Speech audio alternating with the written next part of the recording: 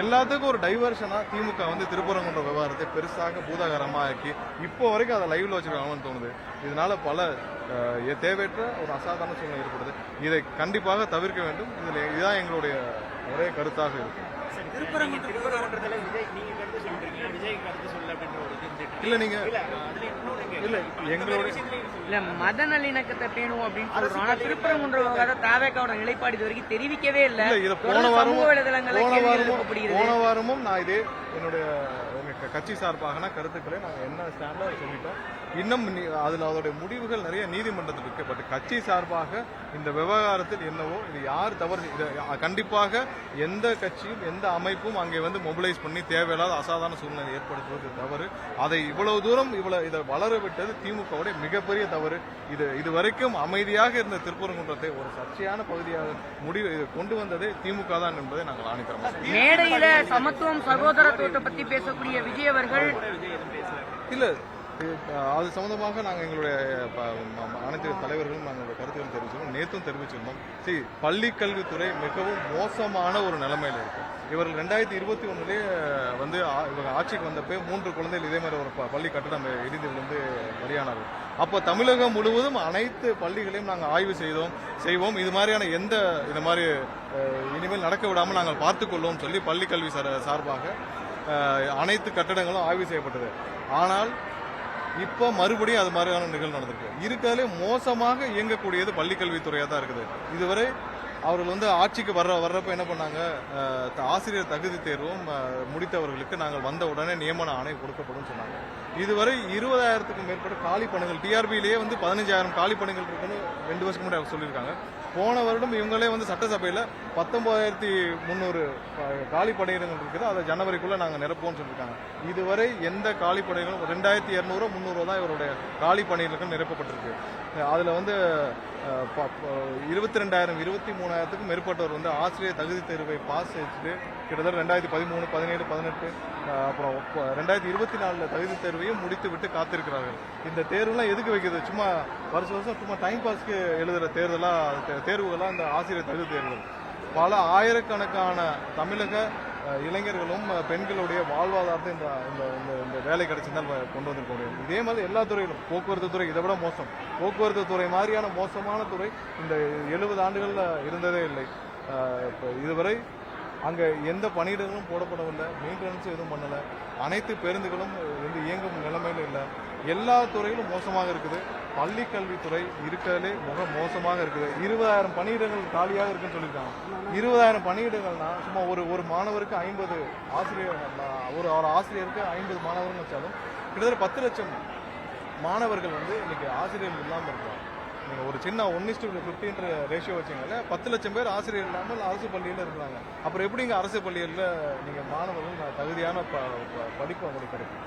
எந்த இடத்துல சுகாதார அடிப்படை வசதிகள், அதாவது பாத்ரூமோ இதுவோ சுகாதார அடிப்படை வசதிகள் எதுவுமே இல்லாமல் ஒரு பெயரளவுக்கு இயங்கிக்கிட்ட வந்து தமிழக பள்ளி கல்வித்துறை. அதை பார்ப்பதற்கு ஒரு துளி அளவு கூட நேரம் இல்லை. கேட்டால் பின்லாந்து போறாரு திரு அன்பில், பின்லாண்டும் நார்வேயும் சுற்றி பார்த்து வர்றாரு. அங்கே உள்ள வசதிகளை பார்த்துக்கிட்டு மேம்படுத்துறேன்னு சொல்றாரு. இங்க உள்ள பள்ளிகளுக்கு நீங்க போய் பாருங்க. ஒரு நாள் இவர் முதல்வரையோ இல்ல துணை முதல்வரையோ இல்ல அன்பில் மகேஷ் அவர்களையோ ஒரு நாள் போய் ஏதாவது ஒரு அரசு பள்ளியில் ஒரு நாள் காலையிலிருந்து இரவு வரை தங்க முடியுமான்னு சொல்லுங்க. அங்க இருக்கிற கழிப்பறைகளை இவர்கள் பயன்படுத்த முடியுமான்னு சொல்லுங்க. இது 50 லட்சம் மேற்பட்ட மாணவர்கள் படிக்கிற ஒரு இடத்துல இதுவரை இவர்கள் அடிப்படை வசதிகள் எதுவுமே இல்லாமல் நடந்து கொண்டிருக்கிறது. இது மாதிரியான மோசமானது எந்த மாநிலத்திலும் கிடையாது. இது கடுமையான கண்டனங்கள். இதற்கு ஒரு வழி இவங்க 4.5 வருஷம் இவர்கள் ஆட்சிக்கு வந்து 4.5 வருஷம் இவர்கள் இன்னும் வந்து போன ஆட்சி தான் அப்படின்னு குறை சொல்லிட்டு இருக்காங்கன்னா அப்புறம் 4.5 வருஷமா இவங்க என்ன கருத்து, இவங்க என்னதான் பண்ணிட்டு இருந்தாங்க? 4.5 வருஷமா நீங்க எதுவுமே செய்யாம இன்னும் வந்து நீங்க போன ஆட்சி 2016 17 சொல்லிட்டு இருந்தீங்கன்னா நீங்க இந்த 4.5 வருஷம் நீங்க என்ன பண்ணிட்டு இருக்கீங்க? நீங்க அதாவது நீங்க ஒண்ணு இல்ல, நீங்க சொன்ன வாக்குறுதி என்ன? அவங்களுடைய வாக்குறுதி 177 என்ன சொல்லியிருக்காங்க? நாங்கள் வந்தவுடன் காலி பணியிடங்கள் நிரப்பப்படும் சொன்னார்ல, அதை பண்ணாரா? ஃபர்ஸ்ட் எத்தனை வாக்குறுதிகள் நீங்கள் கொடுத்தது நிறைவேற்றப்பட முடியும்? அடிப்படை கழிப்படை வசதிகள் நீங்கள் செய்வீங்க. அது கூட செஞ்சு கொடுக்க முடியலன்னா அப்ப என்னதான் வருஷம் பட்ஜெட் ஒதுக்குறீங்க? என்னதான் பண்ணிட்டு இருக்கீங்க? எதுவுமே பண்ணாம நான் நார்வேயே பின்லாண்டு போய் சுத்தி பார்த்துட்டு வரேன்னா அதுக்கு அங்க அமைச்சர்களுக்கு உங்களுக்கு அமைச்சர்களுக்கு ஒரு வண்டி கொடுத்து கார் கொடுத்து அதுக்கு ஒரு 2 PA கொடுத்து 2 வீடு கொடுத்து எல்லாம் அனுப்புறாரு. நீங்க போய் நார்வேயே பின்லாண்டு சுத்தி பார்த்து வரீங்க. இங்க இருக்கிற பள்ளிகள்ல என்ன நடக்குதுன்னு பாருங்க. அதை விட்டுட்டு நான் வெளிநாடுகளில் போய் விவசாயத்துறை அமைச்சர் வந்து வெளிநாடுகளில் பாட்டு வராரு. இங்க இருக்கிறவங்களுக்கு மலையில இன்சூரன்ஸ் யாராவது எத்தனை பேருக்கு இந்த அரசு வாங்கி கொடுத்துருக்கு? விவசாயிகளுக்கான இந்த பயிர் காப்பீட்டுல எத்தனை பாதிக்கப்பட்டவங்களுக்கு எத்தனை பேருக்கு இன்சூரன்ஸ் முறையா வாங்கி கொடுக்குறது? அதுக்கு என்ன சிஸ்டம் வச்சிருக்காங்க? அனைத்து அரசு துறைகளிலும் எல்லாமே வந்து மோசமான நிலைமையில இருக்கு. எல்லா சிஸ்டமும் கொலாப்ஸ் இருக்கு. இது அனைத்தும் உடனடியாக நம்ம அட்ரஸ் பண்ண வேண்டிய மாற்ற வேண்டிய அதை வந்து மாற்ற வேண்டிய கட்டாயத்தில் இருக்கிறோம். அதுக்கு 2026 இன்னும் 3 மாதங்கள் தான் மக்கள் அதுக்கு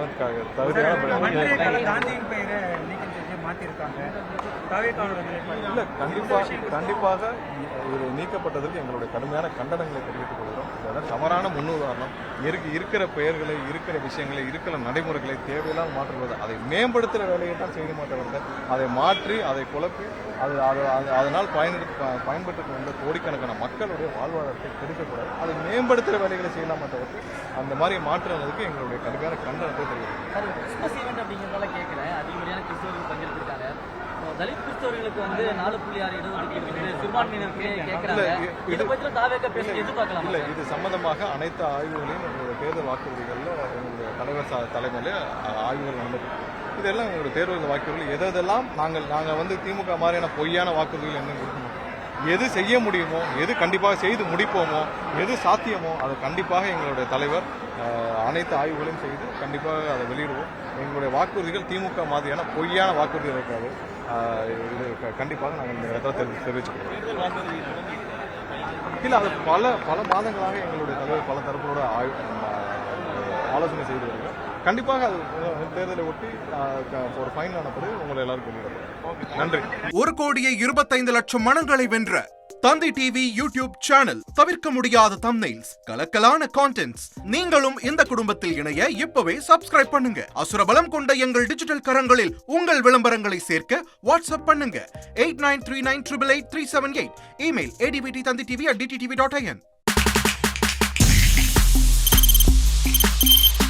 தவிர்க்க முடியாத தம்ப்நெயில்ஸ், கலக்கலான கண்டென்ட்ஸ், சினிமாவும் சீரியஸ் பிரச்சனைகளும், பல வருடங்கள் இடைவெளிக்கு பிறகு இந்த படத்துல ஒரு கலகலப்பும் கைகலப்பும் போயிட்டே தான் இருக்காரே தவிர பிரேக்கே இல்லாமல் பிரேக்கிங் நியூஸ் சொல்லும் தந்தி டிவி ஆப்.